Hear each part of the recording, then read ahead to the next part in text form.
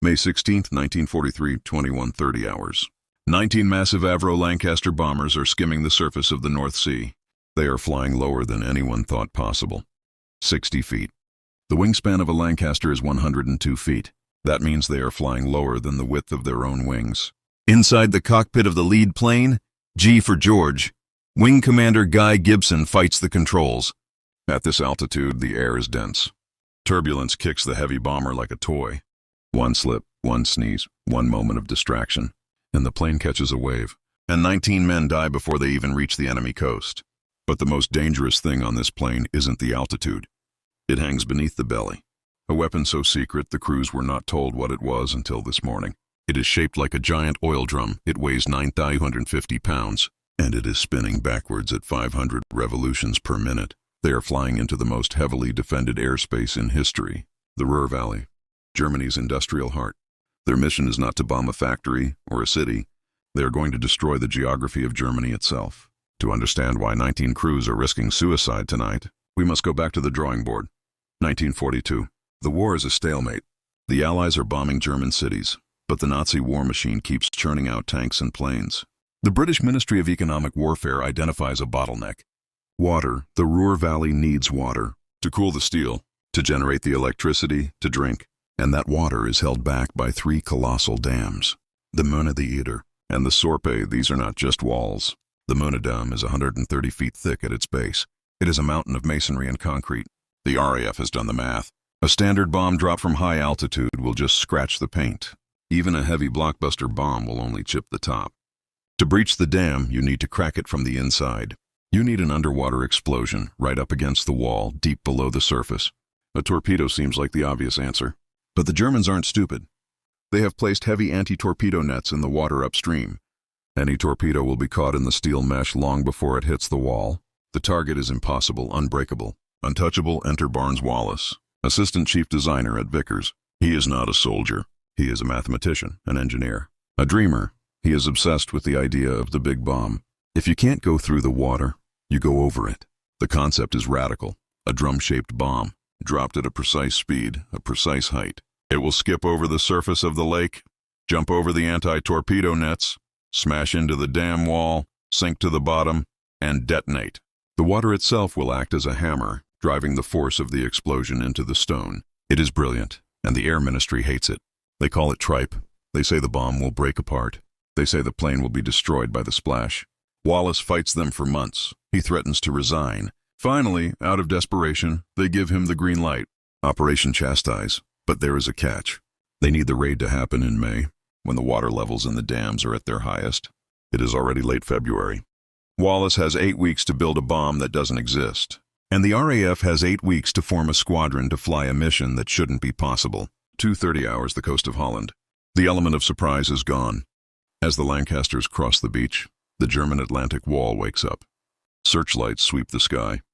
Hitler's cannons rake the air. The pilots push the control columns forward. They drop even lower.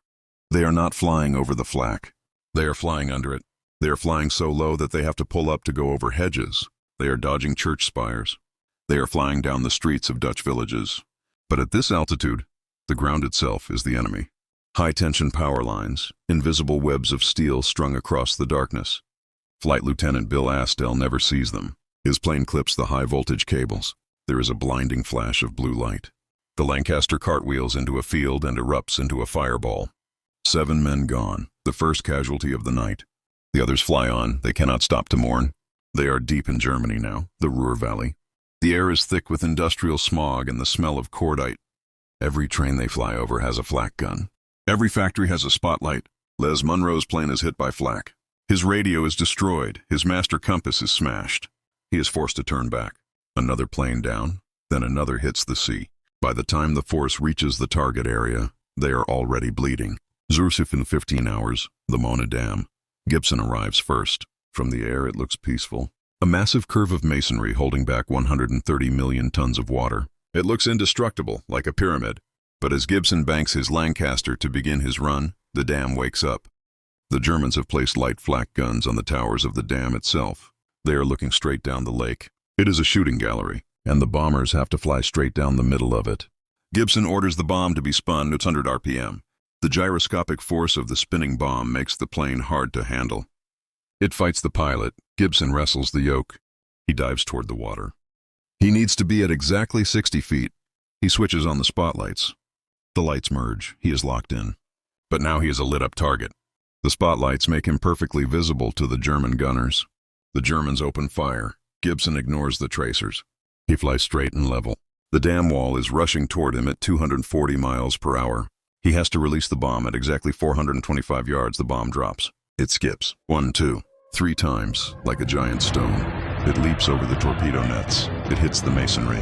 The backspin keeps it pressed against the wall as it sinks. Gibson pulls up hard to clear the towers. The German gunners on the dam look down. They see the water bubbling. 5 seconds. The depth fuse triggers. A geyser of water shoots 1,000 feet into the air. It engulfs the towers. It nearly knocks Gibson's plane out of the sky. The water settles. Gibson looks down. The dam is still standing. The bomb exploded perfectly. But the money is tough. One bomb wasn't enough. Gibson gets on the radio. He calls the next man in line. Hello, M for Mother Hopgood. You're up. Hoppy Hopgood begins his run. But the Germans are ready now. They concentrate every gun on him. His wing catches fire. He struggles to keep the plane level. He drops his bomb. The bomb bounces over the dam. It lands on the power station below. It explodes. The explosion destroys the power station. But the shockwave catches Hopgood's crippled plane. M for Mother is gone. 2 runs, no breach. And the Germans are cheering. Gibson does something insane. He turns his lights back on. He flies alongside the next plane, Mickey Martin. He flies straight at the gunners to distract them. It is an act of pure chivalry. I'll draw their fire! You go in! Martin drops his bomb, a direct hit. But when the water clears, the wall is still there, cracked, weakened, but holding one more. Squadron leader Dingy Young. Steady, steady. He makes a perfect run.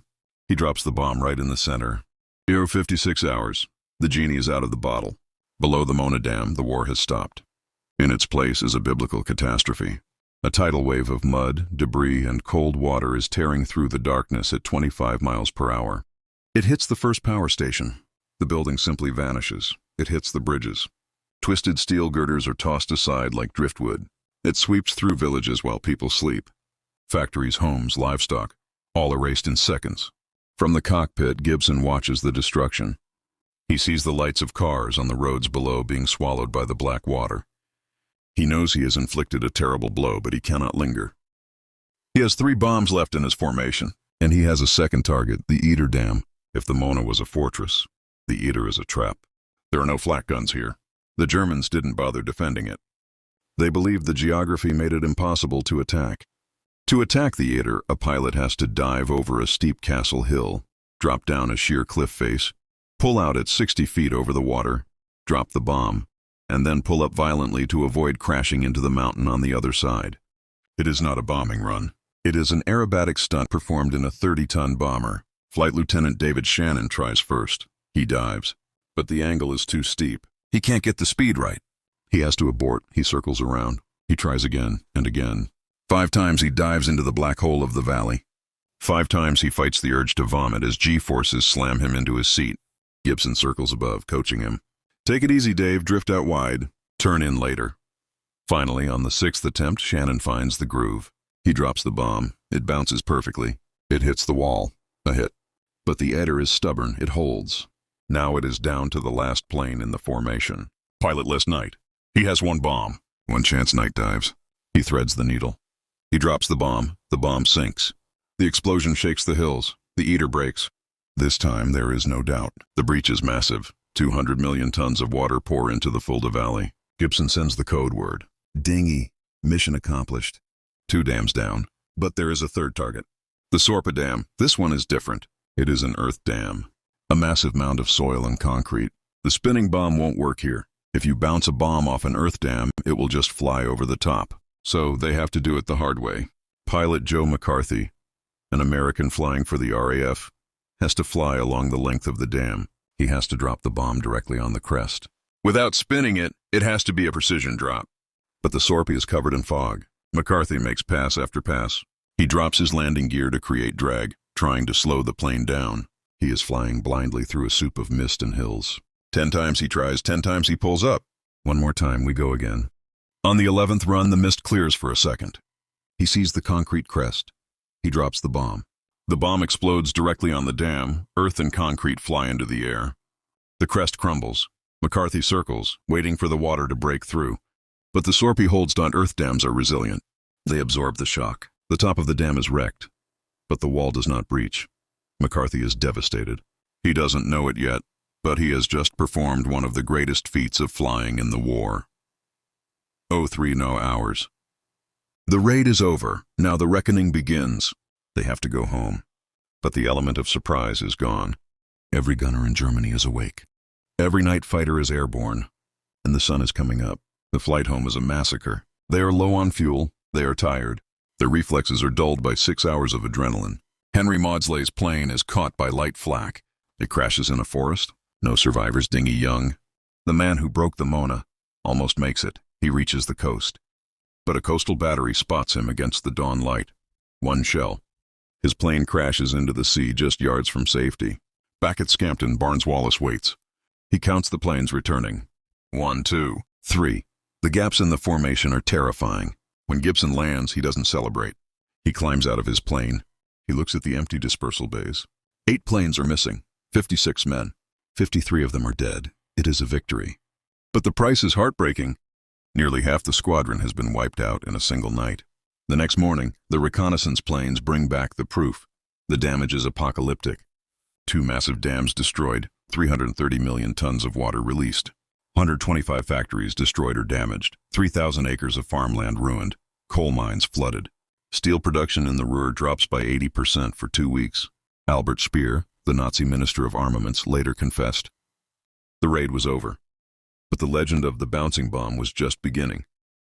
For decades, the mechanics of Barnes Wallis's invention were classified.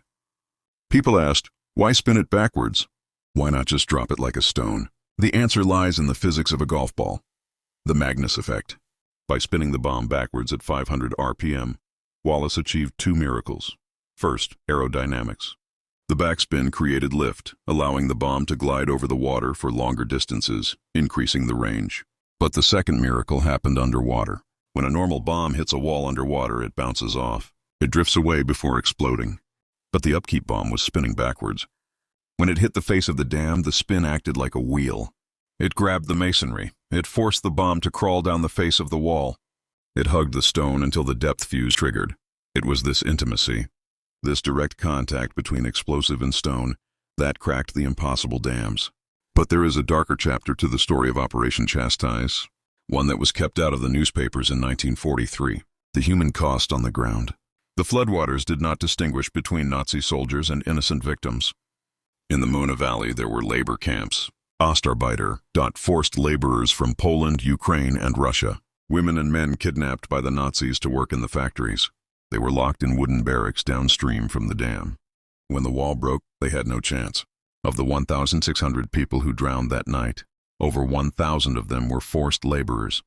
Prisoners of the very regime the British were trying to destroy. It is the cruel paradox of total war. To break the chains of tyranny, sometimes you have to break the chains of the innocent. The pilots didn't know, but history remembers. So what happened to the dam busters? Did they disband? No. They became the RAF's surgical scalpel. Having proved they could hit a specific building at night, 617 Squadron became the Special Duties Unit. They stopped area bombing. They started precision bombing. Barnes Wallis went back to the drawing board. He invented the earthquake bomb, the tall boy 12,000 pounds, and the Grand Slam 22,000 pounds. These bombs were designed to drop from high altitude, break the sound barrier, penetrate deep into the earth, and create a camouflage, an underground cavern, that would collapse the foundations of any structure. It was 617 Squadron, armed with Wallis's tall boys, that finally finished the job started at St. Nazaire. In 1944, they flew to Norway. They dropped the tall boys on the battleship Tirpitz. They punched through her armor deck like it was paper. They flipped the beast over. The dam busters ended the threat of the German surface fleet forever. And Guy Gibson, the boy commander, the hero of the dams, he survived the raid. He was awarded the Victoria Cross. He was sent to America on a publicity tour. He met the president. He was treated like a movie star. But he couldn't stay away. He begged to go back to operations. In September 1944, he flew a mission over the Netherlands in a Mosquito Pathfinder. He never returned. He crashed in a field in Steenbergen. He was 26 years old. He had flown 174 operations. The odds finally caught up with him. Today, 617 Squadron is still active. They fly F-35 Lightning jets. Their motto remains the same: Après moi le déluge, after me the flood. A reminder that 19 crews on one moonlit night in May changed the way wars are fought forever. They proved that a small group of highly skilled men, armed with the right technology, can achieve strategic results that thousands of bombers cannot. The dam's raid was an impossible mission, technically difficult, suicidally dangerous, and morally complex.